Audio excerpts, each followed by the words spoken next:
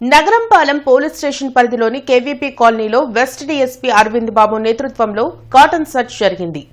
500 గృహాల్లో పోలీసులు తనిఖీలు నిర్వహించి సరైన ధృవీకరణ పత్రాలు లేని 40 ద్విచక్ర వాహనాలు, 2 ఆటోలు సీజ్ చేశారు. ఎస్పీ వకుల్ జిందాల్ పాల్గొని రౌడీ షీటర్లు గంజాయి కారణంగా ఇబ్బందులు కలుగుతున్నాయా అని అడిగి తెలుసుకున్నారు.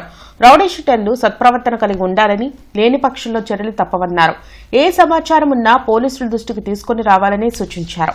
నగరంపాలెం సీఐ సత్యనారాయణ, పోలీసు సిబ్బంది కార్యక్రమంలో పాల్గొన్నారు. డాక్యుమెంటేషన్ లేని 40 బైక్స్ మేము సీజ్ చేయడం జరిగింది. అదేవిధంగా 2 ఆటోలు సీజ్ చేయడం జరిగింది.